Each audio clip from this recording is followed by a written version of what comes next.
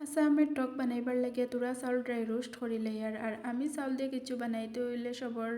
ফার্স্টে খালি জিরে চাউল প্রিফার করি এখানে কি খালি জিরে চাউলের স্মেল খুব বেশি ভালো থাকে তার বাদে এখানে আম কাটিয়ে রাখলাম তো হই তোরা সিদ্ধ করিয়ে পানি ফেলাই দিই না হইলে হসা হসা করবো তার বাদে এখানেও পানি দিলাম আর পরিমাণ মতো লবণ হলুদের গুঁড়া দিয়া যখন পানি টেন ফুটিয়ে আইজার তখন আমি দিলাম গ্রাইন্ড করিয়ে রাখা চাউল আর চাউলটা এমনভাবে গ্রাইন্ড করছি কিছুটা আস্তা কিছুটা অর্ধেক কিছুটা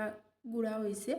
আর যখন ফুটিয়ে আইজার তখন আমি চাউলটা নেট করে দিলাম এর লাগে আস্তে আস্তে তোরা তোরা করে অ্যাড করছি গরম পানিতে একলগে সব দিলে দলা বান্ধি যাইব তো চাউলটা পুরাপুরি সিদ্ধ হওয়ার পরে আমি দিলাম সিদ্ধ করিয়ে রাখা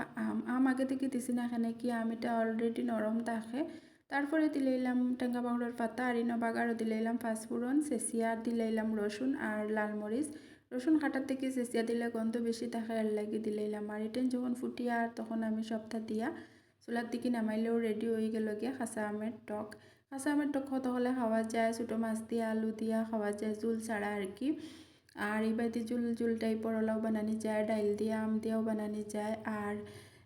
আরও আছে ফ্ল্যাক্স সিডস অ্যাড করা যায় যেমন তিসি যেটা তো আমার কাছে ফ্ল্যাক্স সিডস থেকে ওটাও বেশি ভালো লাগে সেম প্রসেসে আমি চালতার টক বানাই আর লাগে আমার সিজন আইলেও সেই মৌভাবে আমার টকও বানাই আর এটা গরম দিনও জুল জুল টাইপর খাইতে খুব বেশি ভালো লাগে রেডি হয়ে গেল কাঁচা আমের টক আর রেসিপি ভালো লাগলে বানাইবার ট্রাই করবা।